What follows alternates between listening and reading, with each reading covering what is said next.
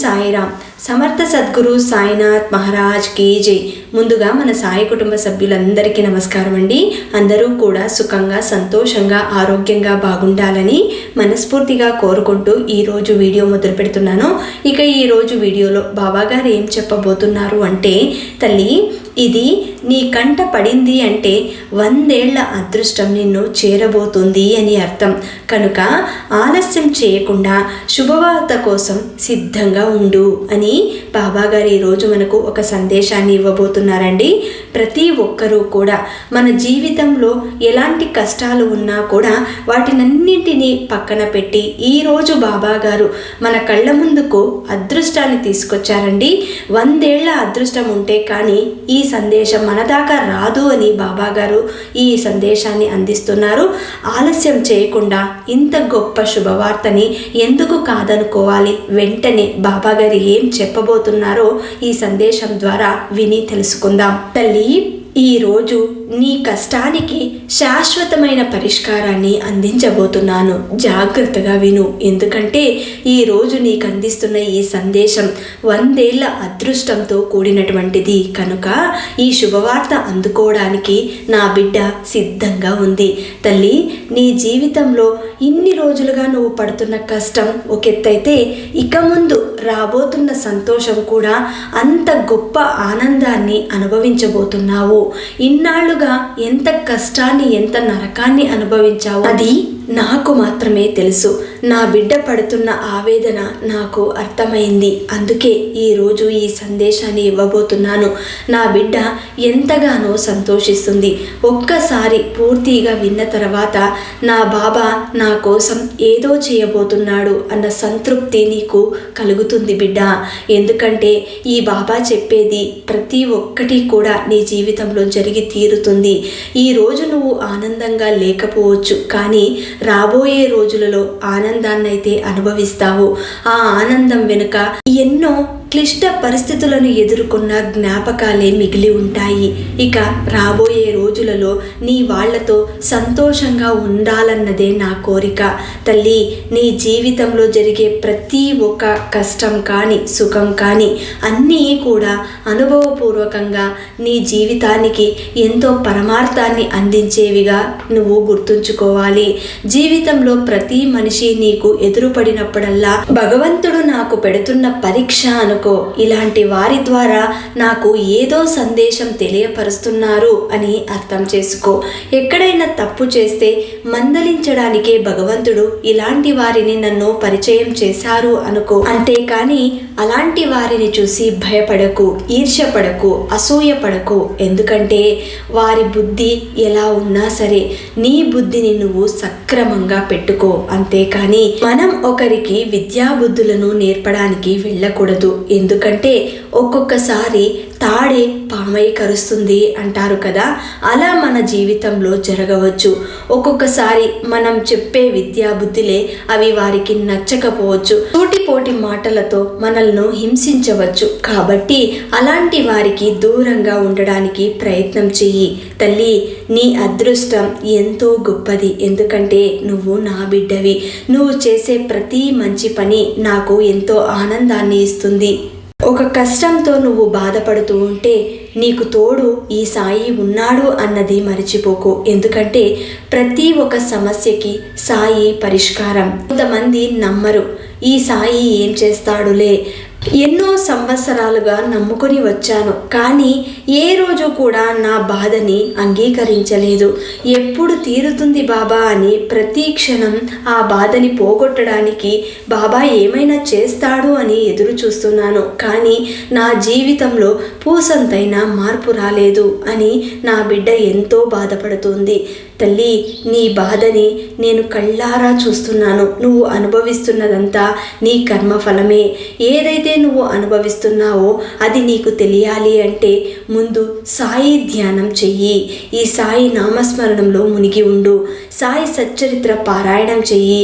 ఈ పారాయణంలో నీకు ఎంతో జ్ఞానం అనేది బోధపడుతుంది. ఎందుకంటే ఎక్కడ తప్పు చేస్తున్నావు అన్నది తెలుసుకోవచ్చు.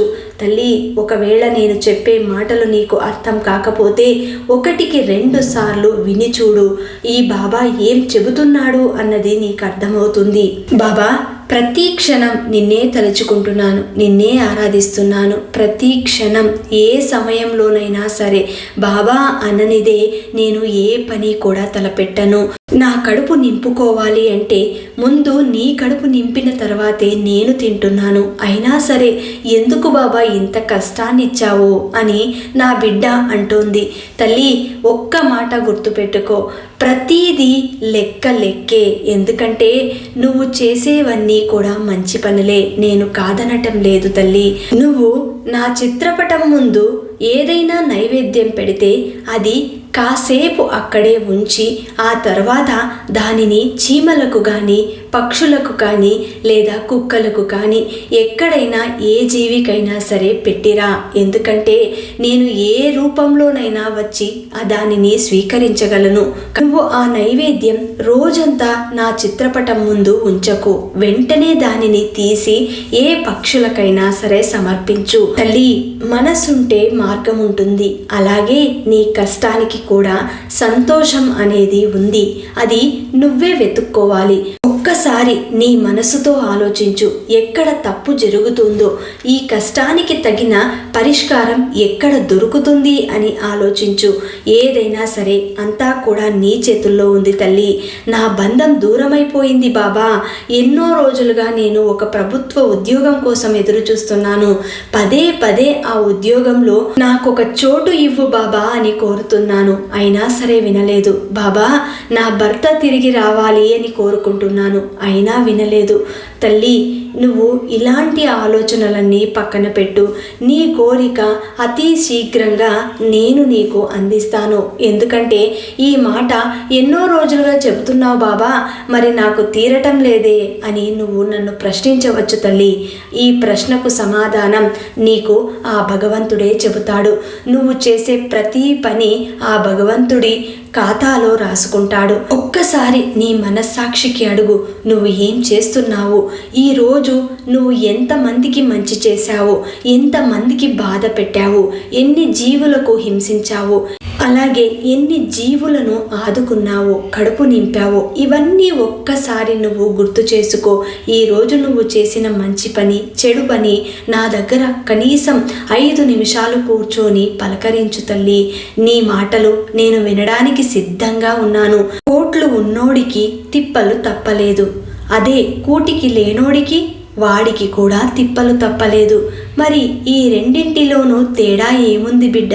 నీ జీవితంలో రాబోయే సంతోషాలు నీకు బంగారం, వెండి, ఆభరణాలు, డబ్బు, సంతోషమే అనుకుంటే అవి ఎంతసేపు నీకు ఇవ్వడానికి చెప్పు. అవే గనుక నీ ముందు ఉంటే, ఇవే బాబా నాకు సంతోషాన్ని ఇస్తాయి, నాకు ఇవే కావాలి అంటే తప్పకుండా అవే నీకు అందిస్తాను. అదృష్టం కొద్దీ నీకు దొరుకుతాయి. కానీ ఆ లక్ష్మీదేవి ఎంతకాలం నీతో ఉంటుంది చెప్పు? ఆ తల్లి నీతో ఉన్నన్ని రోజులు నువ్వు బానే ఉంటావు, ఆనందంగా గడుపుతావు. కానీ ఆ తల్లికి శాశ్వతమైన చోటు నీ ఇల్లు కాదు. ఎందుకంటే ఆ తల్లి నివాసం శ్రీమన్నారాయణుడి హృదయం. అది అందరికీ తెలిసిందే. కాబట్టి తల్లి, దేని మీద కూడా ఎలాంటి మమకారము పెంచుకోవద్దు. ముఖ్యంగా డబ్బు, బంగారం మీద అస్సలు ఆశలు పెట్టుకోవద్దు. ఇప్పుడు నీ జీవిత కాలం, నీ గమ్యం ఏ విధంగా సాగుతుందో దానిని మాత్రమే గుర్తుపెట్టుకో. అది ఏ విధంగా సాగుతుందో గమనించు. ఎక్కడ ఒడుదొడుకులు అనేవి నీకు కనిపిస్తున్నాయో వాటిని సరిచేసుకోవడానికి మాత్రమే ప్రయత్నించు. అంతేకాని ఆడంబరాలకు వెళ్ళకు.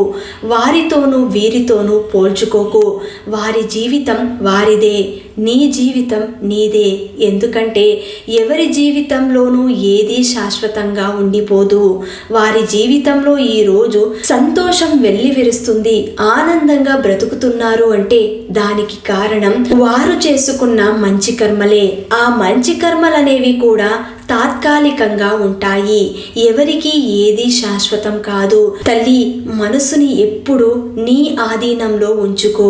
దేనిపైన ఎక్కువగా మమకారాలను పెంచుకోకు. ఈరోజు నా తల్లి, నా దగ్గర నాకు సంతానమే లేదు బాబా, సంతాన ప్రాప్తి ఇవ్వు బాబా అని కోరితే నేను ఒకే ఒక్క మాట చెబుతా తల్లి. ఈ క్షణం ఈ సాయినే నీ బిడ్డ అనుకో. నిన్ను నేను నా తల్లిలాగా భావిస్తాను. కాబట్టి ఈ క్షణం నుండే నీ బిడ్డ అనుకో.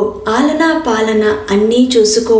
ఈ సాయినే నీ బిడ్డ అని ఎందుకు అనుకోవు తల్లి? క్షణం ఆలస్యం చేయకుండా వెంటనే హక్కున చేర్చుకో. నేను నీ బిడ్డనైపోతాను తల్లి. తల్లి, నీ జీవితానికి ఇంకేం కావాలమ్మా? కడుపు నిండా అన్నం దొరుకుతుంది, ఆరోగ్యంగా జీవిస్తున్నావు.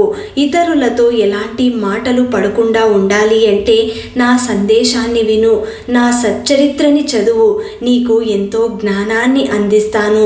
100 ఏళ్ల అదృష్టం అంటే ఈ సాయి నీకు 100 ఏళ్ళు తోడుగా ఉంటాడు. ఆలస్యం చేయకుండా ఈ మాటలన్నీ కూడా 10 మందికి పంచు తల్లి.